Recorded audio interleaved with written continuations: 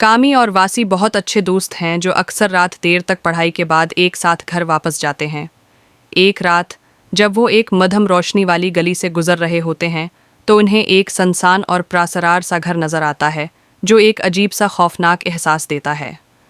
तजस्सुस और नौजवानी के जोश में वो उसे देखने का फैसला करते हैं इन डरावनी कहानियों को नज़रअंदाज करते हुए जो उन्होंने इस जगह के बारे में सुन रखी थीं।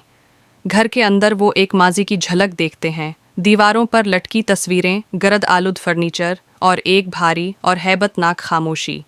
जैसे जैसे वो घर के अंदर गहराई में जाते हैं, अजीब व गरीब आवाज़ें गूंजने लगती हैं। कामी कहती है कि ये सिर्फ हुआ है, मगर वासी को एक बढ़ती हुई बेचैनी महसूस होने लगती है।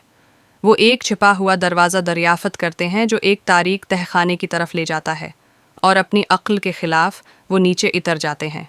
तहखाने में उन्हें कुछ ऐसी प्रासरार अशिया मिलती हैं जो एक सियाह माजी और किसी किस्म की रस्म व रवाज की निशानदही करती हैं। अचानक दरवाज़ा ज़ोर से बंद हो जाता है और वो अंदर कैद हो जाते हैं।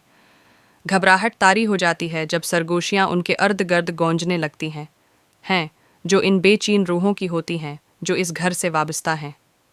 अब इन दोनों को अपने खौफ का सामना करना है और एक साथ मिलकर इस खबीस क़ुव्वत से बचने की कोशिश करनी है जो उन्हें निगलने पर तुली हुई है। ये लम्हे उनकी दोस्ती और हौसले की कड़ी आजमाइश बन जाते हैं। आखिरकार जब वो किसी तरह वहाँ से निकलने में कामयाब हो जाते हैं तो वो घर उनके पीछे तारीकी में खड़ा रहता है, एक ऐसा साया जो उनके देखे गए खौफ और उस न ख़त्म होने वाली तारीकी की याद दिलाता है जो अब भी वहाँ मौजूद है।